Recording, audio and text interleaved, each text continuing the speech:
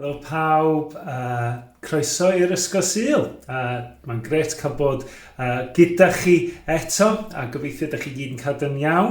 Mae'n siŵr bod rhan fwyaf o'ch chi blant wedi bod nôl yr ysgol wythnos yma. Gobeithio ydych chi wedi cael mwynhau fod nôl efo'ch ffrindiau ag yn yr ysgol. Wel, mae genna gwestiwn i chi heno yma. Pe ydych chi'n clywed y gair brenin neu brenhines? Dwi'n yn gwybod beth sydd yn dod i'ch meddwl chi. Dych chi'n meddwl am goron i roi ar pen y frenin, yr brenhines? Wrach bod chi'n meddwl am rhyw palas crand ble maen nhw'n byw. Neu, wrach bod chi'n meddwl am hen frenin oedd yn byw mewn hen castell fel y castell yma. Neu ydych chi'n meddwl am brenin, un sy'n eistedd ar yr orsedd, sitting on the throne, un sydd yn dweud wrth bobl be i wneud, yn dweud wrth brenin, hei, tyd yma, gwna hwn, neu dweud rhywun arall, tyd a gwneud y peth arall. Os ydych chi'n hoffi bod yn frenin, dychmygwch yn funud os ydych chi'n frenin. Pa fath o reolau beth ydych chi'n gwneud? Neu be ydych chi'n cael rhywun i wneud trostych chi? Os ydych chi'n gallu mynd, hei, dwi eisiau hwn, neu ewch chi'n ôl llall. Dwi'n gwybod be ydych chi'n ôl.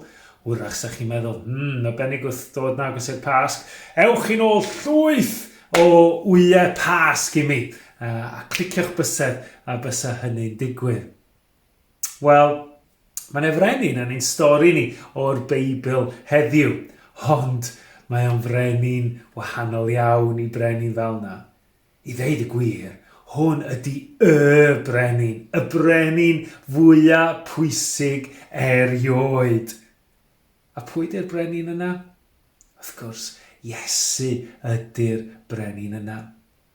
Ond, wrach bod chi hefyd feddwl am Iesu fel brenin o blaen? Wel, doedd Iesu ddim yn byw mewn palas nag oedd. Doedd Iesu ddim yn gwisgo coron. Gan i weld bellach ymlaen ar ei gorfod gwisgo un coron un tro.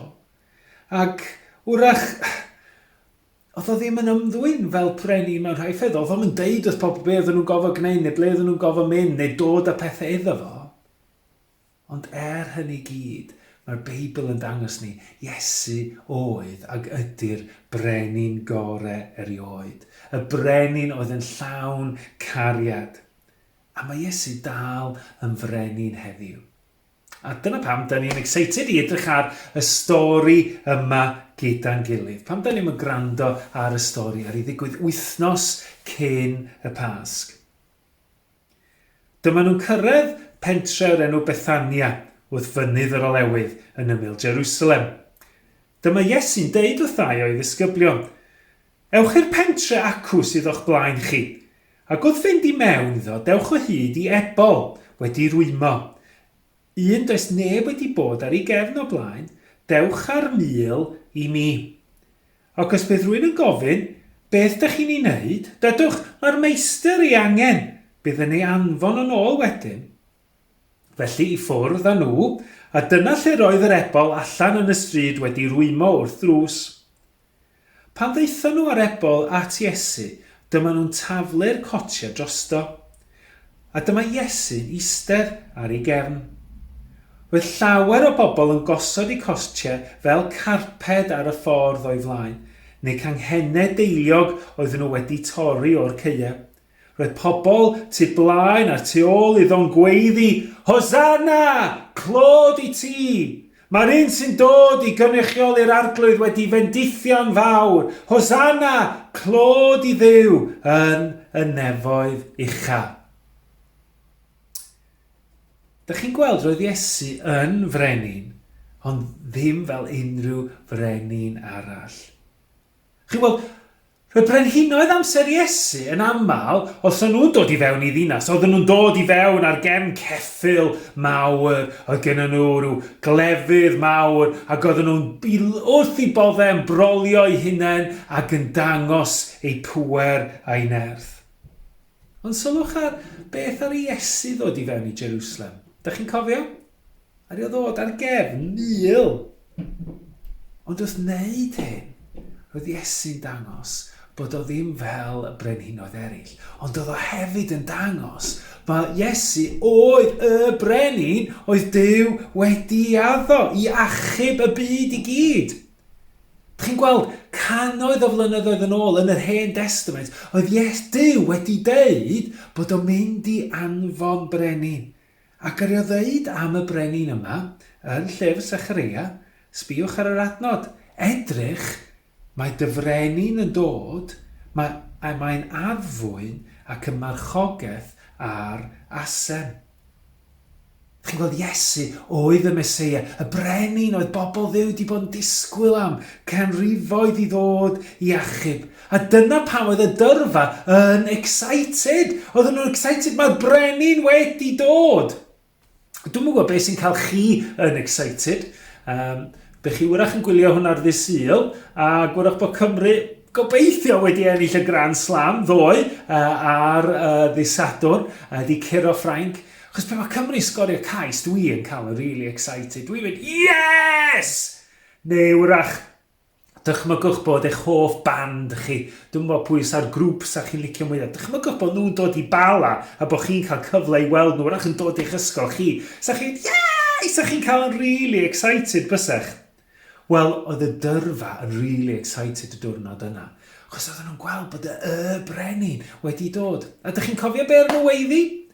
Ar nweiddi, Hosanna yn dod.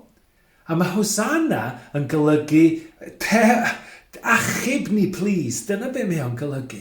Oedd o'n rhywbeth os ydych chi'n gweiddi brenin i ddod i achub nhw. Oedd pobl isio'r brenin yma i ddod i achub nhw. So oedd nhw'n gweiddi, Hosanna! Dwi'n bod os ydych chi'n rhaid am weiddi. Wrach os ydych chi'n gallu gweiddi Hosanna gyda fi. Pam da ni'n mynd trio fo'n gilydd? 1, 2, 3, Hosanna! Dwi'n meddwl ydych chi'n gwneud well na hynny. Go on, dwi eisiau really clywed chi'n gweiddi. 1, 2, 3, Hosanna! Da iawn chi yn gweiddi yn uchel. Oedd y dyrfa yn excited y diwrnod yna, yn doedden? Ond oedden nhw ddim yn deall y fath o frenin oedd Iesu. Doedden nhw'n gwybod be oedd Iesu yn gorfod gwneud. Chos oherwydd mewn chydig o ddyddiau ar ôl i Iesu ddod i fewn i Jerwsalem ar gefn y mil, dyma Iesu yn gwisgo coron, ond ddim coron aur, ond coron o ddrain. Ac ar ôl gwisgo'r coron ddrain, dyma fo'n cael ei hoelio ar groes, a marw ar y groes trosto ni, i achub ni, i ni cael nabod Iesu y brenin. Iesu oedd brenin cariad. Ond wrth gwrs ar Iesu ddim jyst marw ar y groes, da ni'n gwybod ar y stori ddim gorffen o fanna, be i ddigwydd dy Sul pas cynta? Dyma Iesu'n dod nôl yn fyw, dyma fo'n concro marwolaeth, oedd y bedd yn wag. Halleluia! A mae hynny'n golygu bod Iesu y brenin dal yn fyw heddiw. Mae Iesu dal yn frenin heddiw drost y byd i gyd. A felly mae hynny'n gofyn un cwestiwn i ni felly. Os mae Iesu dal yn frenin, ydy o'n frenin ar fy mywyd i? Ydw i'n gweld Iesu fel brenin? Ydw i'n dilyn Iesu? Ydw i'n caru Iesu'r brenin? Ydw i'n gwrando ar be mae'n ddeitha fi yn y Beibl? Ydw i eisiau byw fy mywyd i blesio Iesu y brenin?